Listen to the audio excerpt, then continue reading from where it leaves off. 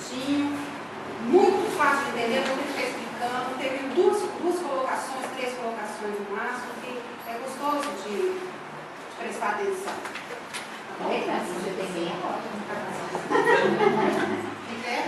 Legal, você tem meia hora, né? Estou brincando. Então vamos lá.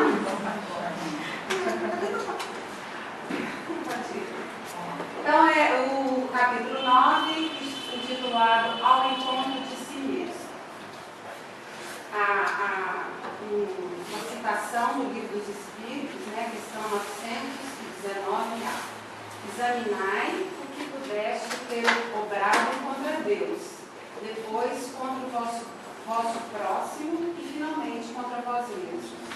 As respostas vos darão ou o descanso para a vossa consciência ou a indicação de um mal que precise ser curado.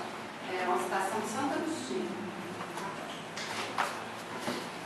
Com pouco mais de 48 horas após a cirurgia, a cicatrização é completa. O Marcondes, no último capítulo, ele foi operado às pressas, né? E foi retirado da genitália dele, né? Um ovóide, que o pessoal deve lembrar do que se tratava, né? Após a cirurgia, a cicatrização era completa. Seu estado de ânimo era dos melhores. Reunimos-nos ao professor para visitá-lo. Convidamos Selena para nos acompanhar.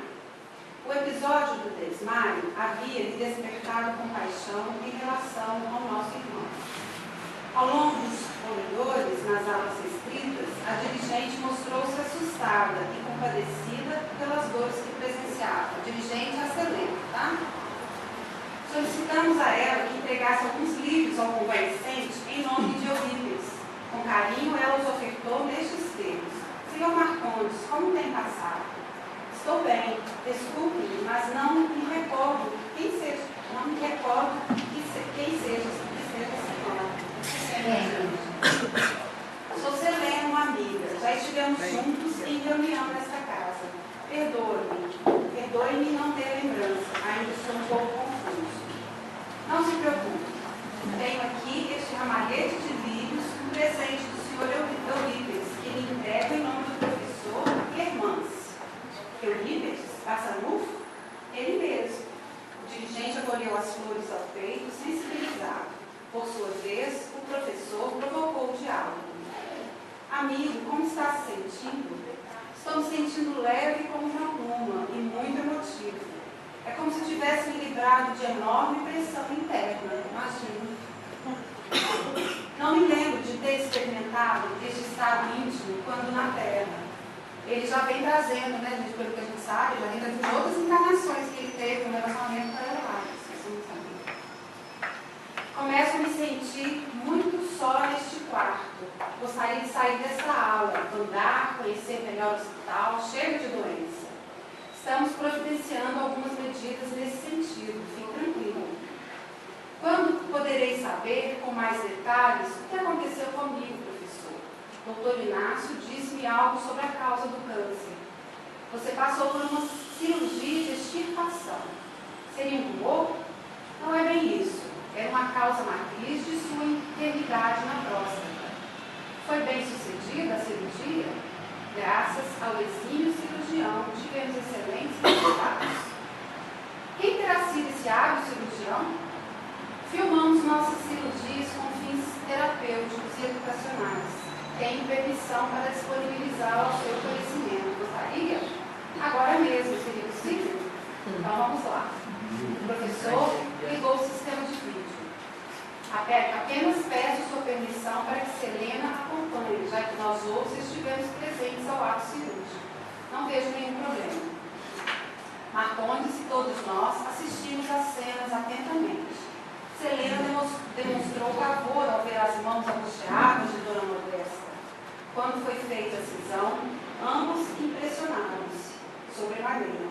Fim da amostragem, a mente do dirigente fervilhava de indagações. Todavia, preferiu o velho hábito de opinar sem conhecer para defender-se do sentimento de vergonha. Não imaginei que as doutrinações pudessem causar semelhança semelhante enfermidade. Acho trágico e injusto, após tantos anos de devoção, ter sido prejudicado dessa forma. Agradeço por me livrarem desse terrível mal. Coitado, ele achava que ele era Que o trabalho. Possa ver ele me trazendo isso há muitas encarnações. Retifique sua visão, caro irmão, falou o professor com firmeza. Ter respostas para tudo é um hábito enfermiço de graves proporções. A gente tem essa mania, né? Não é só ele não. Todo mundo, a gente se defende muito quando alguém te fala uma verdade, né? Engraçado.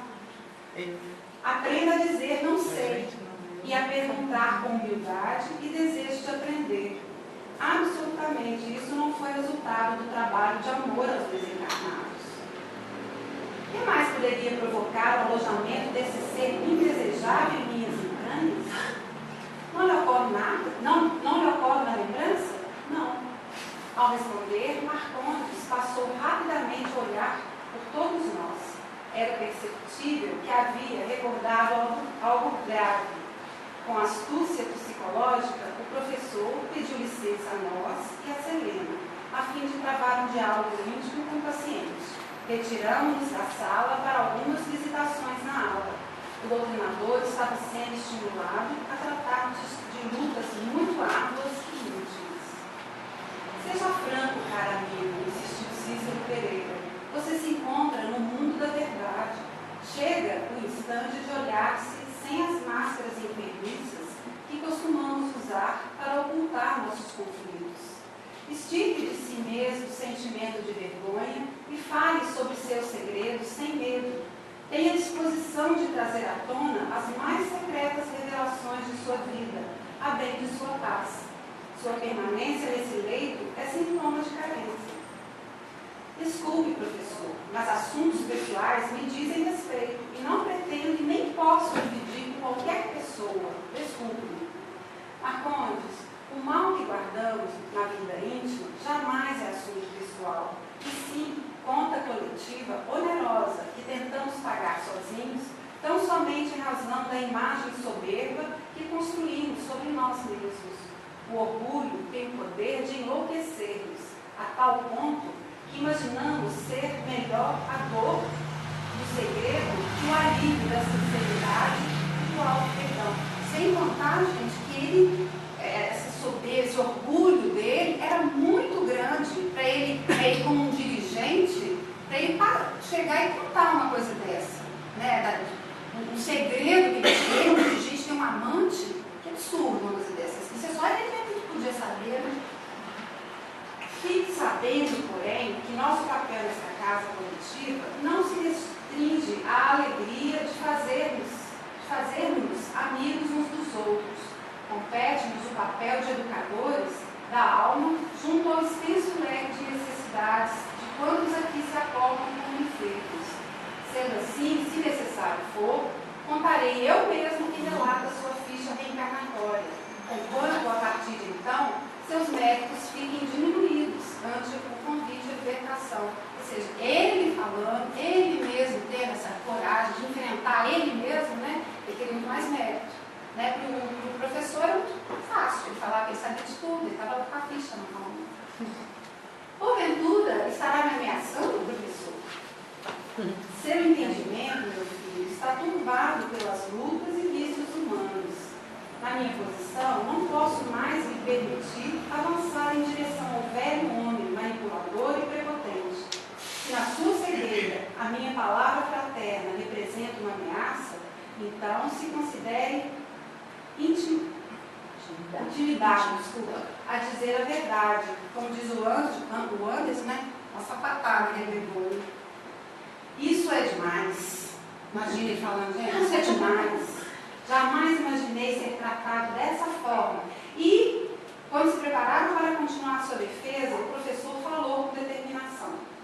Conte-me sobre Eulália e pare de se defender. Liberte-se dessa culpa, meu irmão. O que o senhor sabe sobre Eulália? Tudo. Então, por que ele pergunta? Para que você mesmo descubra a descrição dos reflexos de seus atos em si mesmo. Certamente o espírito que chamam de meu mentor anotou isso também na minha ficha, né? Ele deve pensar, mas ele não dá nada. Fez parte de seu aprendizado. já fervendo. Vocês realmente adoram mostrar as nossas faltas por essas partes. Para quem passou a vida inteira tentando fugir, nada mais justo. Eu não quero falar sobre esse assunto. Onde fica meu livre-arbítrio? Seu livre-arbítrio foi caçado, meu filho, desde o momento em que a insanidade formalizada tomou conta de sua vida. Para os que conheceram as verdades espíritas, espera-se o tributo da autenticidade e da honestidade consigo mesmo, sem os quais dificilmente a criatura conseguirá vencer o velho ato da ilusão. Gente, eu grafei essa partinha amarela, porque não foi a primeira vez que eu ouvi isso, de caçar o livre-arbítrio. Na minha família, teve uma pessoa que tinha problemas com droga. E era uma pessoa muito querida, e todo mundo preocupado e tal, pedia, né, tirava orientação e tal, e ele melhorava um pouquinho, depois voltava e tal, e tal. Uma vez saiu uma orientação falando, ó, caçamos o livre-arbítrio do fulano. Ele agora vai ter que ficar, vai ter que ficar firme, ele não tem mais escolha não. Diz a Lena, agora ele é nosso. Agora ele é nosso. Então eu acho importante, eu tinha escutado isso há anos atrás sobre isso, né? E aí eu li isso aqui para que quer dizer que existe isso também melhor. Aqui lá, né? E a ilusão nada mais é que loucura. O Senhor me chama de louco. Qual de nós não o é? Deixar de seguir o bem e o dever é a maior loucura do homem. Pois fique sabendo que me recuso a falar. Marcondes, se eu sair dessa porta para fora, só retornarei aqui depois de 2 dias. Tem dezenas de casos graves a acompanhar ainda hoje. Sua vida mental, extremamente sensível como se encontra, ficará como uma chaleira prestes a explodir. Mais algumas horas, caso você não alivie, tem péssimas previsões para o seu quadro, que começa a se estabilizar. Graças a medidas a que você mesmo acabou de assistir no vídeo. Saia desse circuito enquanto é tempo e encoraje-se a dizer o que não gostaria. É para o seu próprio bem. As medidas exteriores só terão valor se optar por cuidar de suas feridas interiores. O Senhor está me forçando. Isso é um desrespeito. É muita pressão. Tenho medo de dizer. Por que o medo? O que farão comigo quando eu confessar? Nada, amigo. Absolutamente nada será feito por nós. O trabalho é todo seu. Experimente livrar-se dessa culpa que o atormenta. Fale, Marcondes.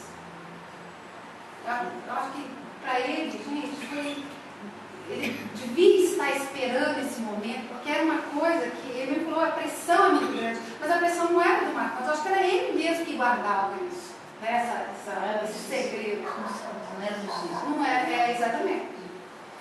Está bem, manifestou irritado. Chega de pressão, eu não aguento mais. Isso é pior do que a culpa. Fala. Eulália foi minha amante, minha mulher preferida. Está satisfeito? Sou seu amigo e não professor. Tranquilize-se, disse o professor com humildade. Não há razões para ofensa. Não há razões? O senhor, o senhor. Quando Marcondes se preparava para uma nova ofensa, o benfeitor cortou sua fala e revelou. O ovóide que você viu na fita veio dela, meu filho. O ovóide veio dela? De Eulália? Sim, veio. Pelo amor de Deus, vamos parar por aqui. O professor, notando o desejo de fuga da conversa, teceu algumas considerações sobre o caso para despertar interesse. Envolvendo afetivamente através das informações, acalmou o paciente que, por fim, curioso, mas ainda muito constrangido, solicitou. Se assim deve ser, explique-me com detalhes. O sentimento de culpa forma um campo vibratório, dinâmico e receptivo na criatura. As ações que colidem com nossa consciência, especialmente aquelas que são praticadas em milênios de repetição, consolidam os tumores energéticos na vida mental, que irradiam por todo o corpo físico e perispiritual, que em forma de ondas grande teor de energias desenvolve o sistema ecológico vibracional do homem, agasalhando formas de vida correspondente à natureza de suas decisões. Esses tumores energéticos, por isso que a gente tem pessoas que não entendem, não, essa pessoa é tão boa, como é que ela pode ter câncer, como é que ela pode ser acometida com uma doença dessa, né? Mas mal sabe a gente, de tanta coisa ruim que a gente mesmo vai somatizando no corpo, no perispírito, né? E até conseguir ficar livre eu ia falar uma vida, mas entrar com várias, né? A análise microscópica do corpo humano revela bilhões de seres vivendo em regime de coabitação, um autêntico ecossistema na massa corporal. Bactérias e fungos, vírus e milhares de micro-organismos trabalham incessantemente, formando uma extensa fauna e flora celulares. O perispírito, igualmente, é um sistema organizado que reflete a vida mental da criatura. Eulália carrega várias formas ovoides em seu útero, que a ela renderam um câncer fulminante. A origem das provas de Eulália está em vidas pregressas, nas sucessivas e impiedosas atitudes abortistas. Mal sabem, né, as mulheres que fazem isso, quer dizer, por algum motivo ou outro, eu vejo que não tem essa posição. Eu tenho uns que fazem sei lá por quê, né? Falta de conhecimento mesmo. Mas como essa coisa passou para mim, professor? Não trate como coisa uma alma humana nessas condições, meu filho. Os ovoides, a despeito de sua condição repugnante, são seres que um dia amaram e foram amados. A negação da culpa adotada para nos defender dos efeitos de nossos erros cria abscessos energéticos. Você os agasalhou no sistema genital, em razão da sublime lei universal da solidariedade. Mas eu não perdi isso, muito injusto. Não fiz nada de mal. Ele é tão ingênuo, não é tadinho. Tá bom, tudo bem? Não precisava pedir, é cláusula da lei natural. É fácil, né? Quer dizer, ele contribuiu com de uma certa forma, ele foi contente com ela, né? Pelos abortos que ela fez, né? Porque todos os abortos foram por causa dele. Não. Mas aqui, o homem é o único animal pensante, portanto, com capacidade de escolher. Sua escolha, porém, implica igualmente responsabilidade pelos seus atos. Pode optar pela vida livre ou pelos regimes de escravidão, jungindo-se aos processos retardatários de sofrimento para crescer. Ao decidir-se pelos caminhos em desacordo com a lei divina, está automaticamente assumindo para si os efeitos naturais de seu arbítrio. Mesmo nos caminhos inferiores da leviandade ou do mal, pulsam os estatutos da cooperação iniludível e da evolução em si medida. Cada criatura, por deliberação consciente ou por injunções decorrentes de sua insanidade, vive em regime de troca e apoio, submetendo-se aos imperativos da natureza. Por que não me livrei disso, quer dizer, dessa criatura, da morte? A morte nem sempre é alforria. Muitos morrem, mas não se encarnam. Eu achei que interessante essa colocação. É aquilo que a gente está estudando lá. Exatamente. Agora também o contrário também é verdadeiro. Quando a gente está encarnado, tem muita gente que está viva, não morre, né? Não faz nada.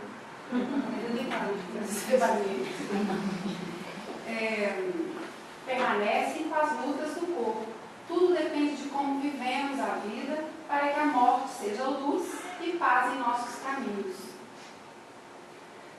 Que são os ovoides e outras tantas expressões teratológicas de vida? Gente, peraí, um minuto que eu vou explicar o que é isso.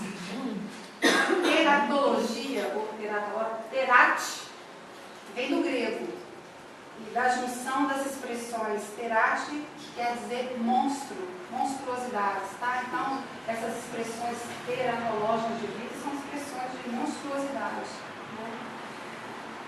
Que são esses, não irmãos nossos, que perderam temporariamente a razão e a consciência são os corações achincalhados pela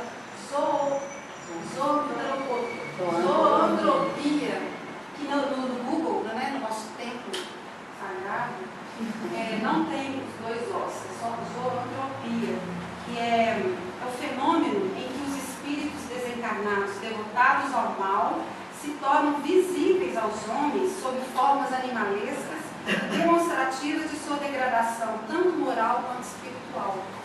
Legal, sabia não? Pela zoantropia, nos pátios infernais, se não almas sensíveis que tombaram a culpa, quais movimentos obedecem às formas vivas, não inteligentes, acomodadas ao corpo material, senão a atração para a evolução a qual, igualmente, encontram-se submissas? Só mesmo a soberba humana poderia imaginar uma caminhada livre de semelhantes desígnios do crescimento. Faz parte, né?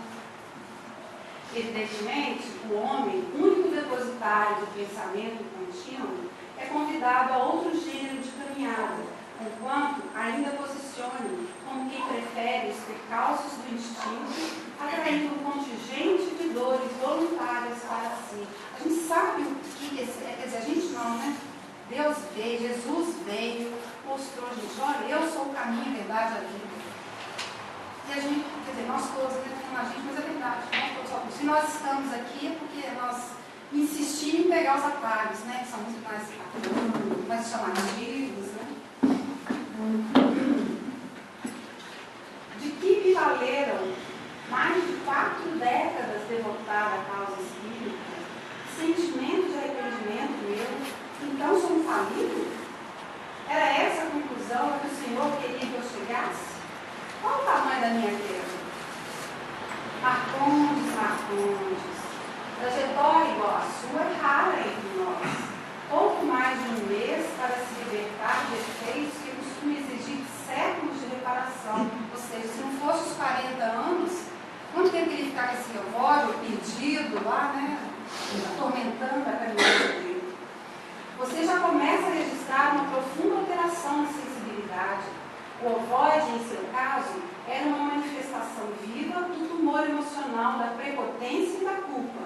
Juntou os dois, né? A prepotência e a culpa dele, podia dar coisa pior, né? Um fator de obstrução do afeto. Devido a créditos auferidos no serviço do bem, chegou-se um instante de libertação dessa prova voluntária. Existem muitos casos que renascem com o código implantado.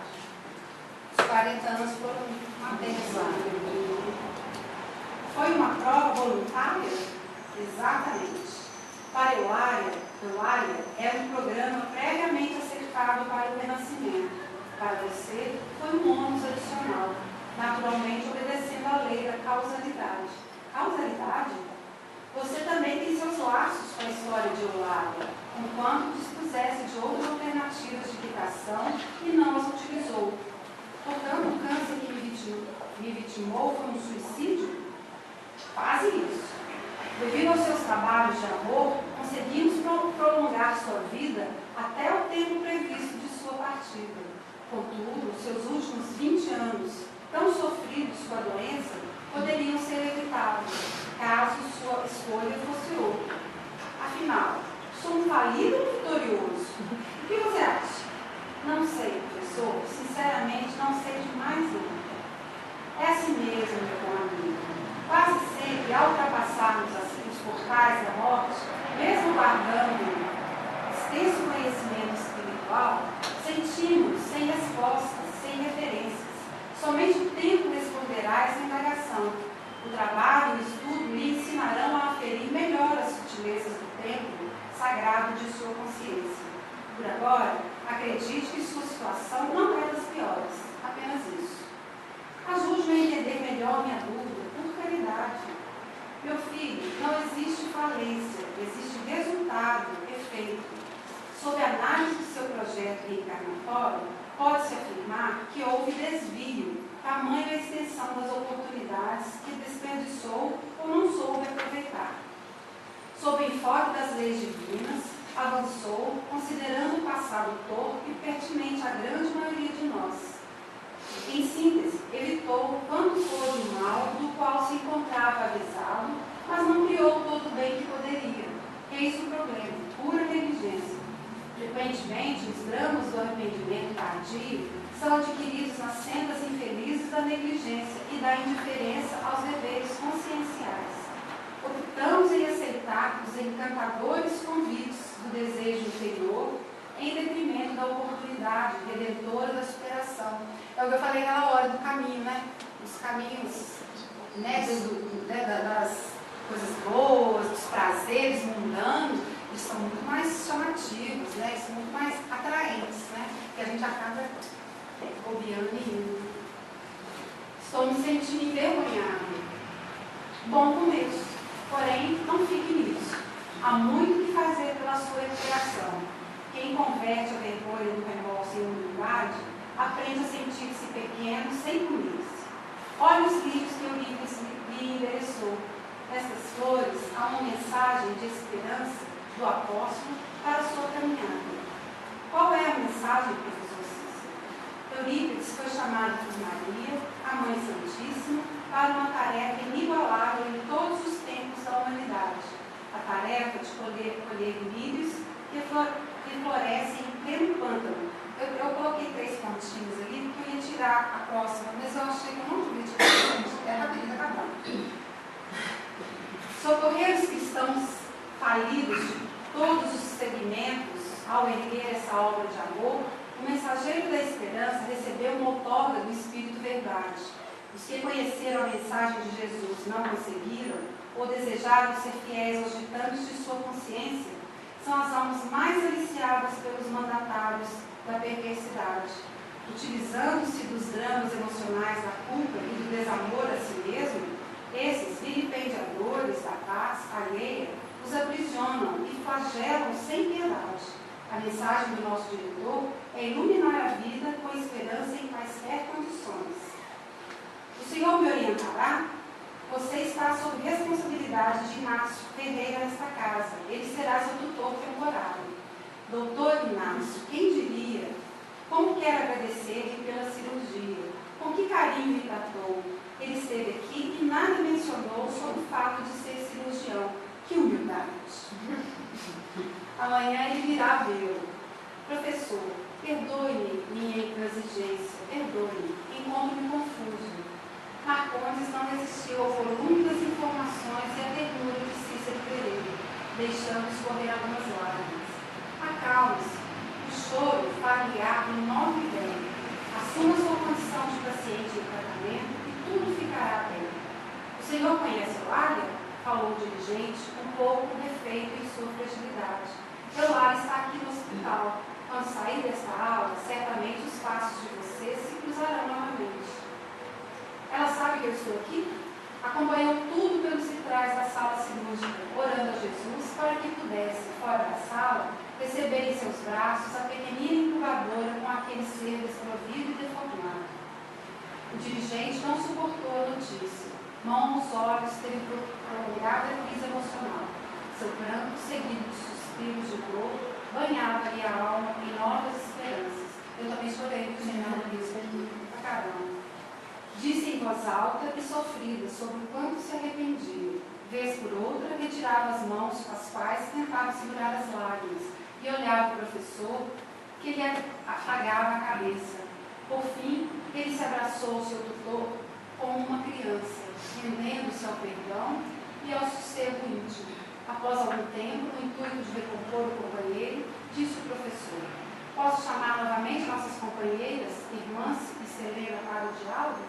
Sim, limpou suas lágrimas com o lenço fechado por Cícero Pereira. Que bom, gente. Não perca as emoções próximas, capítulos que eu disse, eram muito bacanas. Tem alguém que está lendo, gente? Viu? Já leu? Já li. Muito bem. Então, gente, muito obrigada. Eu fiz aqui, eu apresentei um capítulo que seria pela Madalena. Eu fico imaginando a Madalena falando esse capítulo, gente. Ia ser muito de boa. Mas é o teatro, né? Mas é um teatro. Mas ela está de férias, né? Sofrendo férias.